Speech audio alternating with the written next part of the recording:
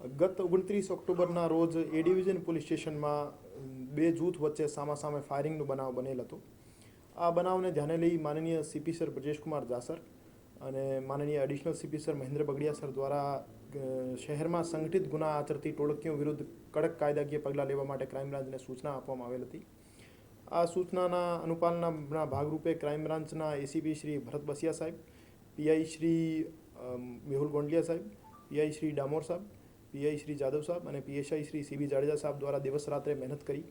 આજરોજ DCB police સ્ટેશનમાં રાજકોટ શહેરમાં છેલ્લા ઘણા વર્ષોથી સંગઠિત ગુના આચરતી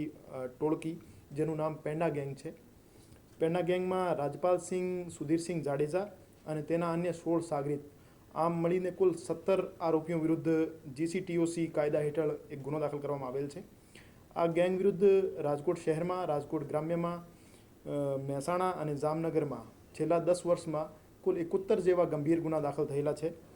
જેમાં પ્રોહિબિશન, જુગાર, ચોરી જેવા ગુના ધ્યાને લીધેલ નથી. 71 ગંભીર પ્રકારના ગુના છે,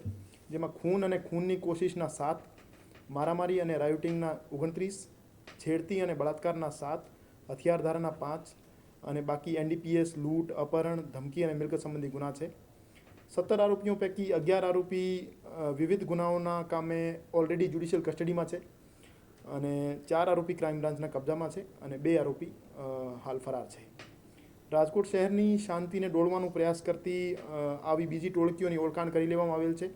અને આવનાર દિવસોમાં તેઓના વિરુદ્ધ પણ બીજા જીસીટીઓસીના ગુના દાખલ કરવામાં આવશે અને આ તમામ આરોપીઓને જેલ હવાલે કરી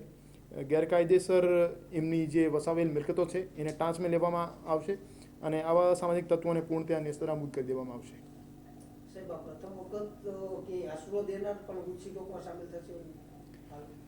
આશરો દેનાર આરોપી જે છે એ ડિવિઝનના ગુનાના કામે અમે એમને કસ્ટડીમાં લીધા છે, પણ જીસીટીઓસીની પરિભાષાઓ હેઠળ એમના બીજા પણ એમની સાથે કનેક્શન સામે આવશે અને છેલ્લા 10 વર્ષોમાં 2 થી વધુ ગુના એમની સાથે હશે તો એને પણ આરોપી તરીકે લેવામાં આવશે. રાજકોટ શહેર એ ડિવિઝનમાં ગત 29 તારીખના રોજ ભારતીય ન્યાય સંહિતાની કલમ 109 એટલે કે ખૂનની કોશિશ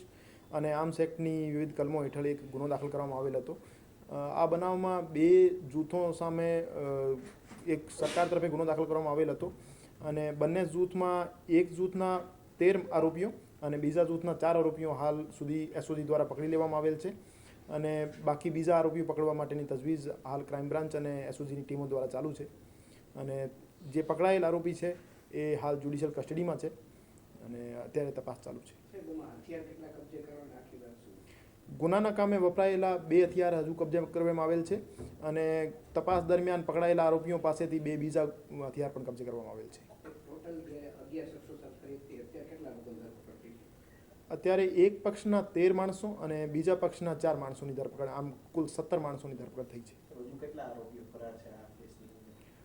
બંને પક્ષમાંથી એક પક્ષના 6 આરોપી અને એક પક્ષના 5 આરોપી હાલ સુધીની તપાસની ધ્યાને લે તો આમ 11 આરોપી પકડવાના બાકી છે.